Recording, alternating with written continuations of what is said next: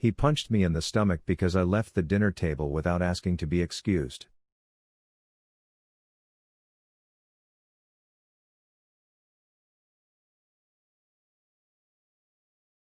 Evil stepfather.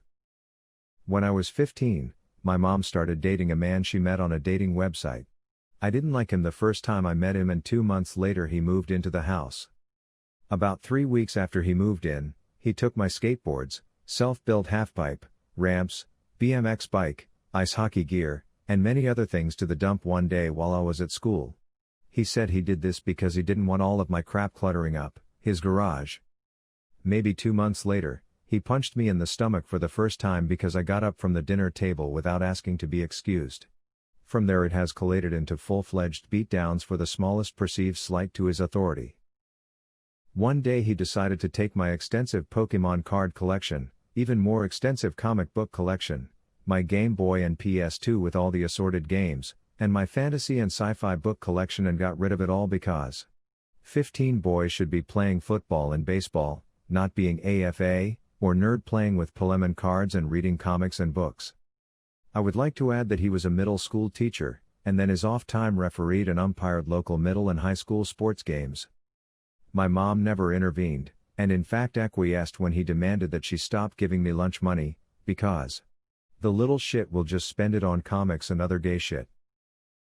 One day, I took maybe $3 and change out of his change jar so that I can buy a slice of pizza and some fruit punch during lunch at school, because I was tired of being hungry.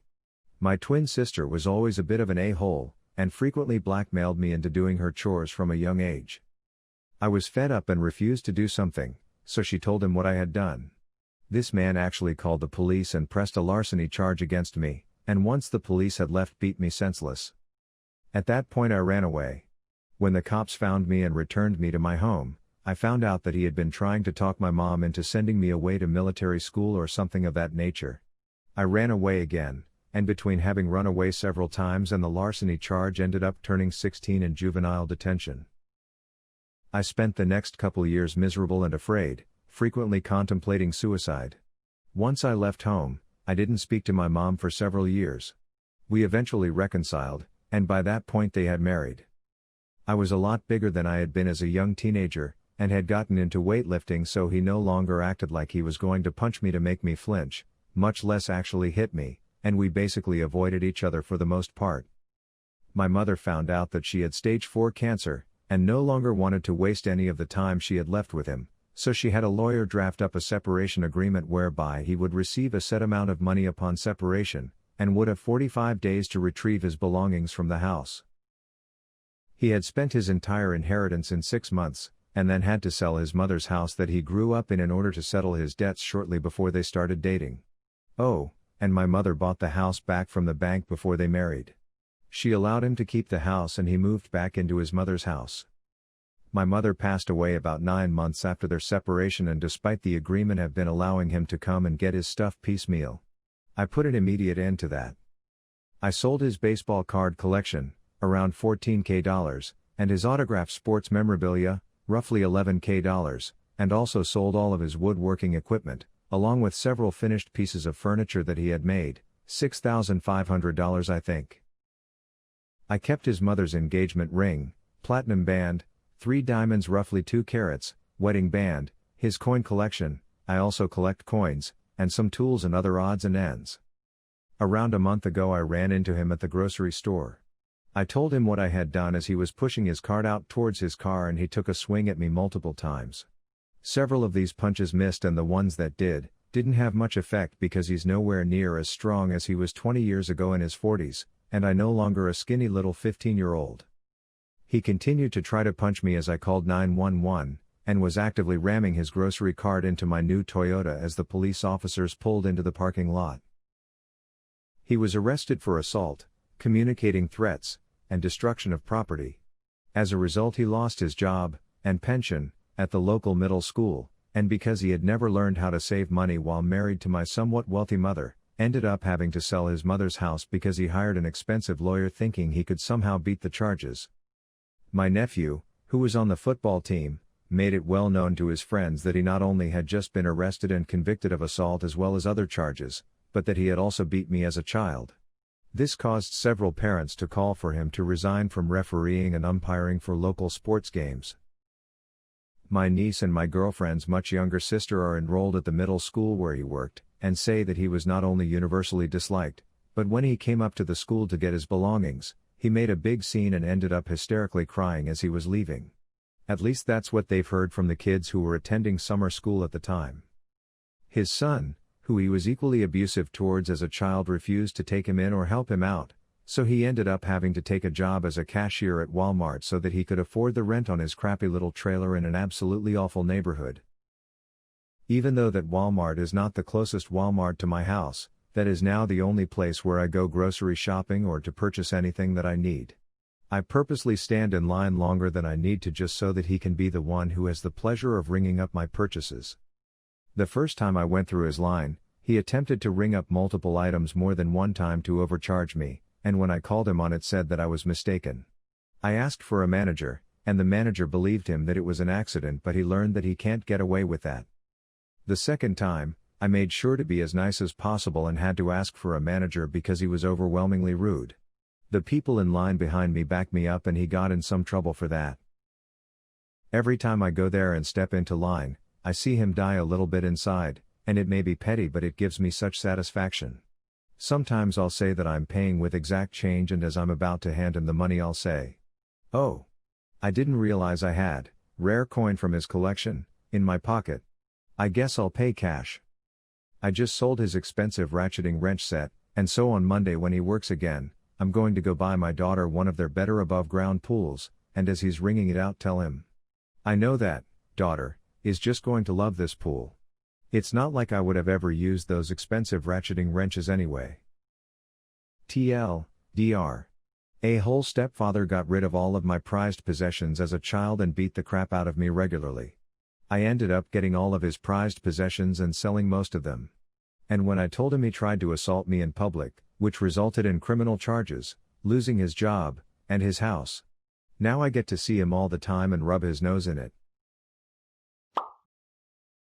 Revenge against abusive stepfather. Had to get it off my chest to someone after so many years. Where do I even begin? My parents were immigrants from Latvia. Dad was a physicist, he passed away when I was 5, my brother too, and since then Mom struggled to earn for our living. It was rough. Before that Mom was a housewife, taking care of us full time, so she had no big education or work experience. So she turned to cleaning, cooking, and babysitting for our neighbors in the community. After some time we couldn't afford to pay rent on time, and that's when I realized that we are in trouble, because the landlord was coming and shouting at my mother. She was crying. It happened several times. I helped as much as a kid can, I guess, but that was not enough to keep us fed and bring money. After several angry visits the landlord came with a friend. They were both drunk and they beat up Mom and forced themselves on her, saying that they will harm me and my little brother. It was the most terrifying moment of my life. Mom was hysterical and crying and didn't stand up for the rest of the day. We were crying with her and didn't understand what and why had happened. The landlord said he will come back after a week. He did that for over a year, coming back once or twice a week alone or with his friend. They didn't shout or beat Mom up anymore, and they locked me and my brother in the toilet so that we didn't see anything, but Mom was crying very long after each time they came. Mom was starting to get crazy then. She was talking to herself and crying several times during the day. Some time passed like this and the landlord began staying overnight. Mom acted really crazy. She would beg him to stay in the morning, made him breakfast and all. And gradually he was living with us. My mother treated him like dad and I had to pretend that I like him because every time he didn't like my behavior, he would make Mom shout and cry at night. My brother doesn't remember our dad at all, so our stepfather likes him more than me. Anyway, back to the point, to make this whole mess even more rough, our stepfather has seizures sometimes, especially when he's drinking and doesn't take his medicine or vomits the tablets. It happens sometimes. During those times he is unconscious for like 3 minutes and dancing all over the floor. Anyway, he doesn't remember anything. So when I was 9 years old, I had so much hate for him boiling in me that I was planning ways to kill him before going to sleep. But I was afraid of doing anything like that, which would destroy our family even more.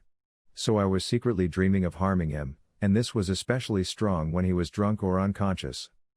I remember this like it happened today. He came back home drunk late at night. We were all pretending that we are sleeping to avoid trouble, although he was very loud and stumbling and banging on everything. At nights like this we were just silently hoping that he would collapse and sleep, and do no harm. And he did. After waiting the safe amount of time I was able to go to the toilet to pee, which was good. In times when he was not drunk enough, me and my brother peed into empty soda bottles to avoid going to the toilet. So when I went to the toilet to pee, I saw him there. He was on the floor lying in his vomit with pants down and having a seizure. I was petrified. I thought he was sleeping with Mom. But instead of waking Mom up, I took a needle which he always used for picking his teeth and I stabbed him in the balls. I dipped the needle in his vomit and stabbed his balls for more than 2 minutes. I made sure that his vomit got into his balls. After that I put the needle back on the sink and went back to sleep feeling excitement and relief. Of course he didn't remember anything the next day, but he was very angry and sore and accused Mom that she hit him in the balls when she was transporting him to bed in the morning. He stayed in being very pissed.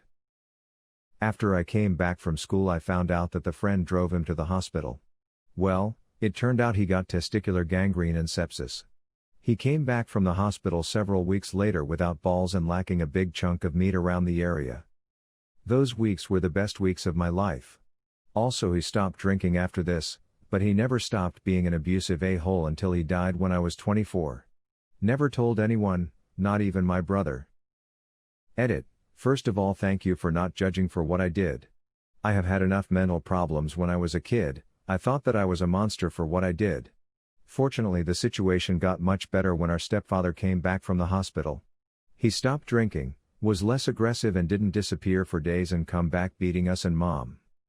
This helped me a lot to justify what I did, but again, I was not aware of the possible consequences when enacting my spontaneous revenge. I wanted to give him pain and a swollen sack, while he barely made it alive from what the doctors were saying. The doctors never told him about the needle marks. I think because of the swelling, I never got to see it, but the friend driving him to the hospital told us that it looked like a plum, the size of a grapefruit. He died of unrelated reasons when I was 24. After he stopped drinking, food became his new addiction and he got really obese quickly. He had a fatal stroke. As for his friend, I never wanted revenge on him because when our stepfather disappeared, sometimes for days long, he came to us, gave Mom food and money. He helped us to get through the rough times. I always thought that he was the good guy, at least in comparison to our stepfather. As for myself, I am doing fine, thank you for asking. I am happily married. My wife also was a victim of childhood abuse, so we understand each other on a level impossible for normals.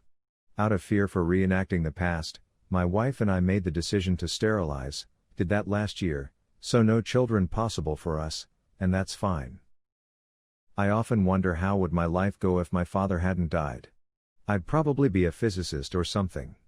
I'm working shifts. But now that all is fine, I think I can better appreciate this small fine life I have with my wife. All good stepfather, burn in hell. Ex-abusive stepdad stopped stalking us after he got the blame for something I actually did. When I was about 8 years old, my mom married her second husband. The guy was an a-hole. They were married for about 1.5 years. He punched her in the face on Christmas because she let my brother and I spend the holiday with my cousins instead of his side of the family. She was hospitalized and needed stitches. They were always fighting and he would go psycho over the stupidest things. Thankfully, she had the good sense to leave him, but he didn't let go of her or us very easily. He stalked us for 3 years. He would drive by our new house constantly. He would call me when my mother went to the store and try to get my brother and I to tell him what store she was at. He would scream at me through the phone and even came over a few times. He tried violently kicking our door in while I hid in the living room with my mom crying in the corner. There is so much more, but I'll spare you for the sake of time. My mother eventually got a restraining order, but he never complied. By the time we called the police, he was long gone. It was crazy that he kept this up for 3 years. Why did it stop at 3 years, you ask? Well, cue my revenge. It started out as a mistake on my part and wasn't originally intended to get him in trouble, but it ended up that way and I did nothing to stop it. I was a forgetful kid. I always forgot my house key and would end up stuck outside until my older brother got home from school. It sucked. So one day I come home from school and discovered that, yet again, I forgot my house key. I did not want to sit and wait 2 hours for my brother. This time I go to a window that looks like it can easily be forced open. I pressed hard into it and applied pressure inward and towards the back. I have no idea how I did it, but I broke the window. It wasn't shattered, but a big piece of glass broke across the pane and a big triangle came out. I panicked and left it alone and just waited for my brother. I didn't tell him or my mom that I broke the window because I knew I would be grounded for a month. Well, of course my mom noticed. I didn't fess up. Next thing I know, the police are at my house. I was freaking out. They asked her if she had any enemies. She brought up her ex. The police immediately put him as the #1 suspect. I didn't speak up because I knew I'd get in huge trouble and this had gone way farther than I ever anticipated. I also knew he deserved it and maybe it would deter him from continuing to stalk us. The police went to his house and harassed him for a bit. I guess he was pretty bewildered and insisted it wasn't him. Well, of course it wasn't. The police scared him but were unable to prosecute because there was obviously no evidence. He was pretty shaken up, but then again so were we when he tried kicking in our door. He went crazy and was like, "I have no idea what you're talking about.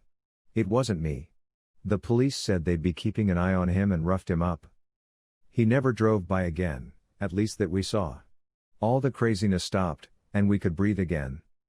I told my mom 20 years after the fact. She was so shocked. We shared a good laugh.